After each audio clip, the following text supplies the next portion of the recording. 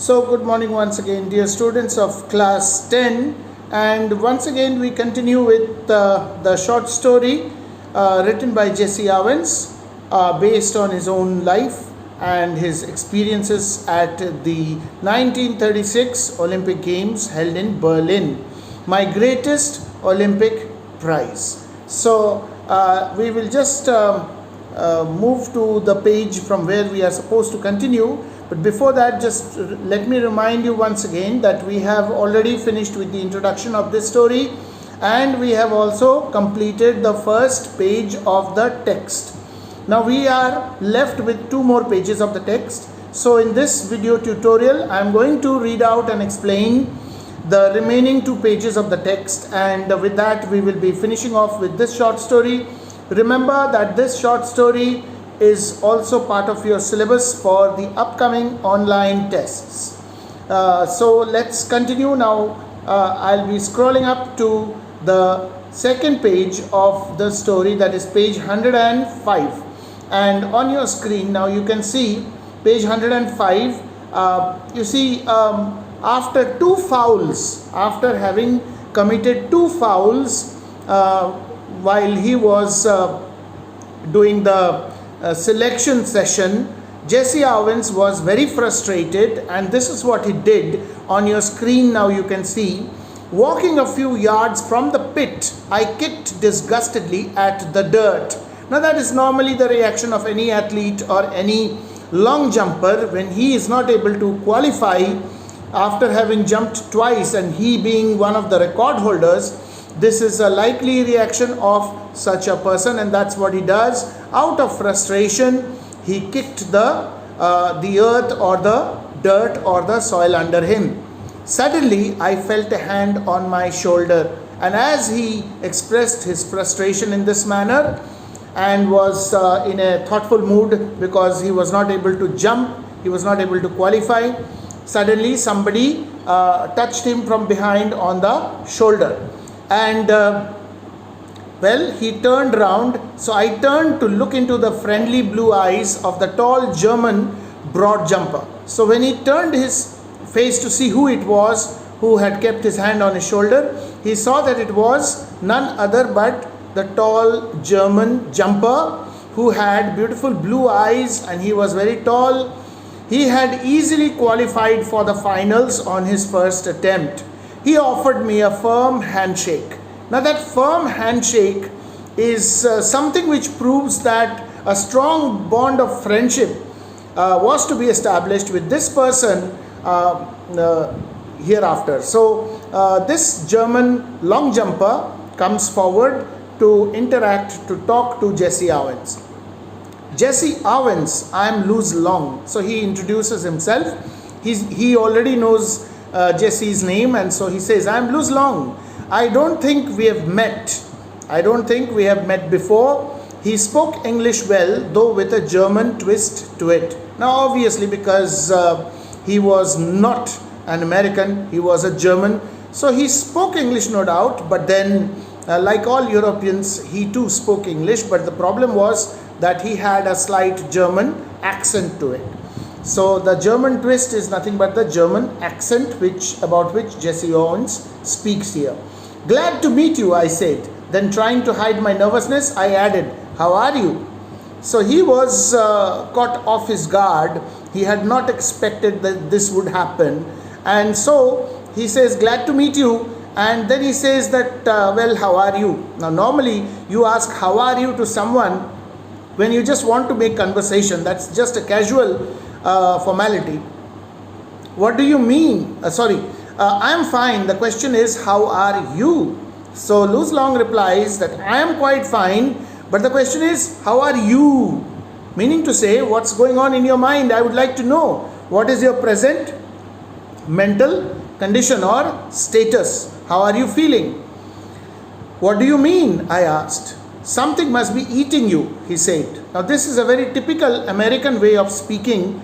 Something must be eating you. The British normally don't speak this way. So something must be eating you from within. That means there is something which is disturbing your thoughts. You are preoccupied with your thoughts. You have some problem inside you. So that is what he is asking him. Proud the way foreigners are when they have mastered a bit of American slang. So this is nothing but American way of speaking. Now here, the word slang, in St. James I have found many students misunderstanding the meaning of this word slang. Slang language does not mean bad language. Slang means something which is spoken. It's okay for speaking, but it's not okay for writing. Okay? So don't get confused. If you complain he is giving me slang, it only means that he is speaking in a normal colloquial manner, or kind of spoken, usually spoken words which cannot be considered part of written English. So like that. But it does not mean that he is using some bad words while talking to you. So if you want to mean that somebody is using such bad words, then you have to say that somebody is trying to verbally abuse you, or somebody is trying to call you names. So it's not that slang means calling someone names or abusing someone verbally. So don't get it wrong and don't make the mistake hereafter. So American slang is the American way of speaking, which is not really grammatically approved for written language. So something must be eating you. So this is what is American slang. You should be able to qualify with your eyes closed. Now you are a great athlete, 𝙎𝙬𝙋𝙗. Who doesn't know 𝙎𝙬𝙋𝙗? So you should be able to qualify even with your eyes closed. If you jump, you will be able to clear the required distance which you need to jump to qualify for the finals. Believe me, I know it, I told him. And it felt good to say that to someone. Now he is in a foreign country. His his own family is not with him, his friends are not with him. He has come for the event. Now for the event means you have to first qualify in the hits, and then you will go into the finals. So he says that believe me, I know it. He was feeling good that somebody at least was sympathizing with him. So I told you in the beginning, in the first video, that empathy is an important aspect or an important theme of this story. Okay? So believe me, I know it. I told him, and it felt good to say that to someone. This proves that Louis-Long's empathy for 𝙎𝙬𝙋𝙗 can be felt by the latter, can be felt by 𝙎𝙬𝙋𝙗, and that's why he's feeling good. So for the next few minutes we talked together. I didn't tell Long what was eating me, but he seemed to understand my anger, and he took pains to reassure me. So look at the goodness of this man. 𝙎𝙬𝙋𝙗 is not able to qualify. He has already made 2 fouls, and after 2 fouls he has only one more chance left. And you see Louis-Long, his opponent, his competitor from Germany, and he is in Germany. So of course Louis-Long is the favorite there, because the audience is in favor of Louis-Long, because it's the German audience basically. But it is the same Louis-Long who is reassuring him that he can do it. Now this is something which does not really happen much in the arena of competition. Take it for that matter, any competition, any kind of competition. And even if there is an apparent friendliness, that is only just a show. But here it was genuine, it was not a show. It was genuine friendship. So he then reassures him. Although he had been schooled in the Nazi youth movement, he didn't believe in the Aryan supremacy business any more than I did. So even Louis-Long, although he had grown up with that kind of training given by the ruling political party, the Nazis, he did not believe the fact that Aryans are the supreme, and that nobody can beat the Aryans. The Germans are the best in the world. Now that is the kind of atmosphere which was actually, that is the kind of air or propaganda actually created by Hitler and his party, the Nazis, in Germany, that we are the best and so we should rule the world. And that's what brought about the Second World War, when Hitler decided not just to control and govern his own country, but to conquer all the other countries of the world one by one, first Europe and then beyond Europe. This was his plan, and that was a very evil plan. So he tried to do that. He tried to wanted to conquer every country possible so that he could become the ruler of the whole world one day. So this was Hitler's evil plan, and the rest is history. I'm sure you have some knowledge about the Second World War. You must have studied in history. So anyway, Aryan supremacy business, which Hitler propounded, was not really something which Louis Long believed, and for that matter even 𝙎𝙬𝙋 believed. So you see, when two people have similar thought patterns, like they say, there's a famous proverb in English, like feathers flock together. Friendship occurs between two people when they have many things in common. Okay, many likes in common, many dislikes in common, many tastes in common, many attitude towards various things in common. So you need to have many common traits or qualities, then only you become friends. Now this is one area where both of them agreed that there is nothing called Aryan supremacy. All races in this world are supreme in their own way. So we all have our own heritage, own cultures and own backgrounds and own rich past. So naturally it cannot be said that the Aryans are the best. We laughed over the fact that he really looked the part, though. So we laughed over the fact that Louis Long, of course, looked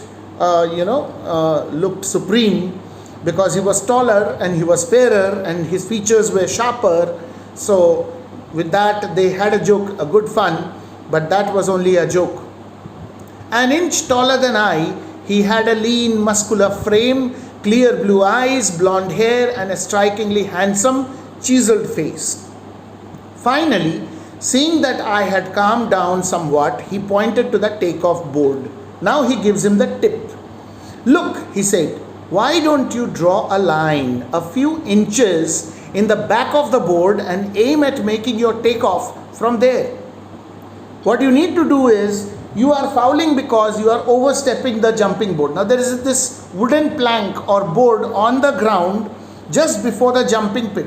So when a long jumper runs up, there's a run up, you know already because you have it in your school also. You run up and then you reach the board, you step on the board, and then from the board you actually take off and you complete the jump. So every time 𝙎𝙬𝙋 was trying, he was missing the board, he was overstepping it, and so it was being disqualified. He was being disqualified because it was a wrong jump. So foul each time. Now you get only 3 chances, and at least one of these 3 chances you must clear, and also a certain amount of distance must be jumped. Only then you are qualified for the finals. So now with only 1 chance left, this is the tip given by Louis Long to 𝙎𝙬𝙋. Draw a line just a few inches the back of the board and aim at making your takeoff from there. You will be sure not to foul, and you certainly ought to jump far enough to qualify. What does it matter if you are not first in the trials? Tomorrow is what counts. He even says this, even if you don't come first in the trials, this is only the trials. It is ultimately tomorrow that the real competition is going to be held. So now at least just do this and just qualify for tomorrow's finals. So the tip is given. Page 105 is completed. We move on to page 106, the last page of the story. Suddenly all the tension seemed to ebb out of my body. Ebb means flow out, as the truth of what he said hit me. So he was so tensed, he was worried, he was frustrated, he was kicking the dirt, and now suddenly all such tensions are gone. Confidently, I drew a line a full foot in back of the board and proceeded to jump from there. I qualified with almost a foot to spare. Now, we know that 𝙎𝙬𝙋, we have read in the first page, first beginning of the chapter, he was the champion jumper in his country and he had already set a record there. So now this time what he does is, he draws a line behind the board, a foot away from the board. Because what was happening is, when he was running up, he was running in a little too much and then jumping, and that's why he was crossing the board. So if he had the line to jump from, then even if his run up is not good, if he runs in too much, he will still take off from somewhere after the line, which means before the board. So 1 foot is quite a distance. That will save the day, and that's what he did. So he jumped and he qualified. In fact, he had jumped more than a foot extra, or rather a foot extra than what was required to qualify. So that's it. So because of 𝙏𝙀𝙓𝙏, you see, 𝙎𝙬𝙗 could finally qualify for the finals. Now the finals will be the next day. But the day is not yet over. The evening is now on. Let's see what happens. That night, I walked over to 𝙏𝙀𝙓𝙏's room in the Olympic village to thank him. I knew that if it hadn't been for him, I probably wouldn't be jumping in the finals the following day. So he wanted to thank him. He decided to go. See, the games, Olympic Games, is something which happens every 4 years or something. So there's a lot of time gap, and the decision is taken by the Olympic Committee beforehand that which country will be hosting the next Olympic Games, which is declared in the previous Olympic Games.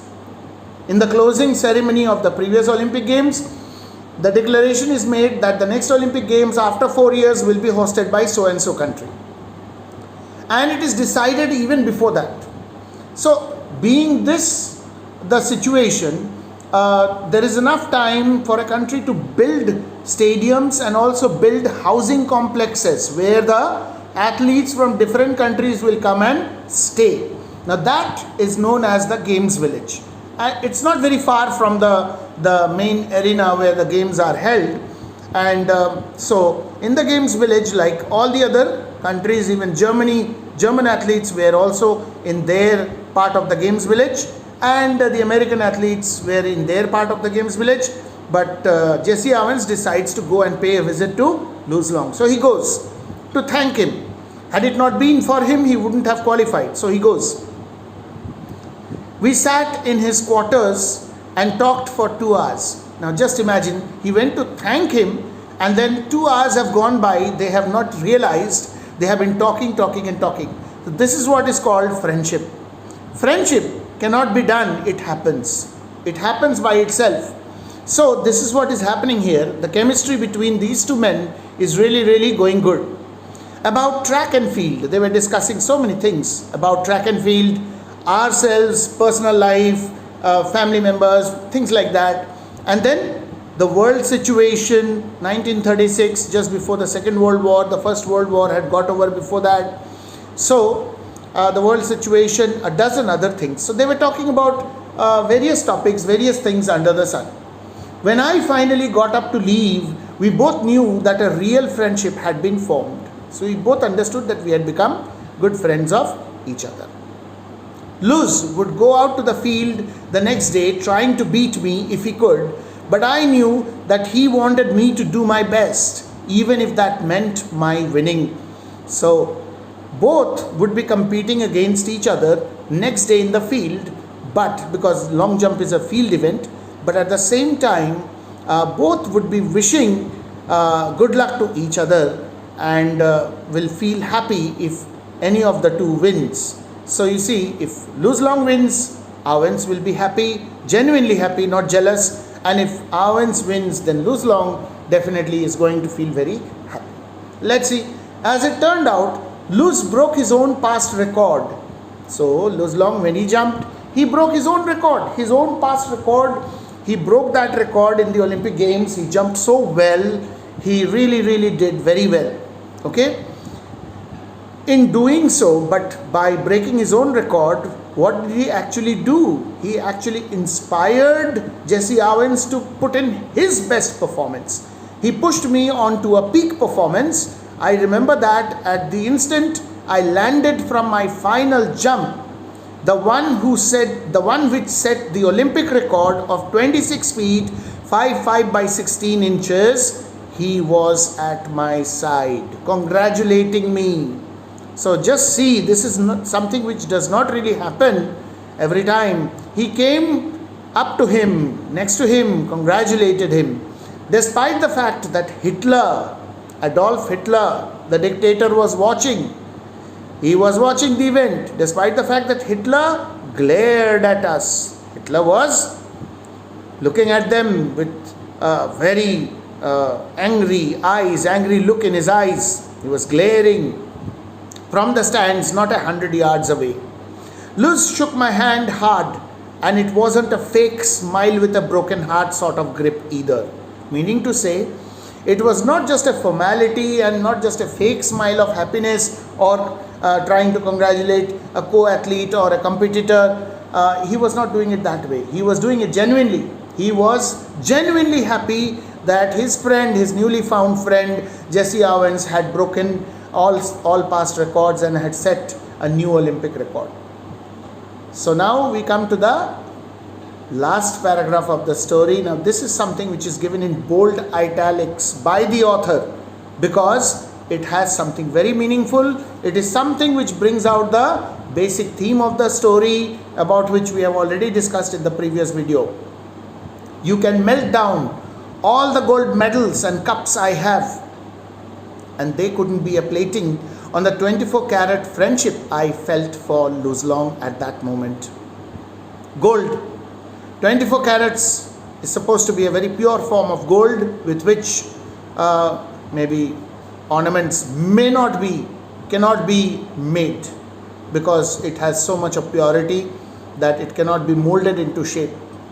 So he says that if all my gold medals, all my cups, whatever I have earned or achieved in my entire career, all these things are melted and the gold taken out to plate our friendship, to cover our friendship with a gold plating, it will not be enough gold to cover the bond of friendship which we were having. Meaning to say, our friendship was such a pure golden friendship. Okay? So I realized then too that Luz was the epitome of what 𝙎𝙬𝙋𝙬𝙖, founder of the modern Olympic Games, must have had in mind when he said. Now see, the modern Olympic Games was revived much after the Greeks once upon a time used to have the games. That was before Christ era, but then in the modern times when Olympic Games were revived in the 19th century, or maybe early 20th century or late 19th century, this gentleman 𝙎𝙬𝙋𝙬𝙖 had remarked, being the founder of the modern Olympic Games, he had said these words. And what are the words? The important thing in the Olympic Games is not winning but taking part. You will often see that the chief guest, when he comes to address, when he comes to be a part of our annual athletic meet or any competition for that matter, or any program which we have where we have competing opponents, you will see even our principal sometimes or maybe the headmistress, they all have the same thing to say, that winning or losing is not important. What is more important is to participate and to give a good fight.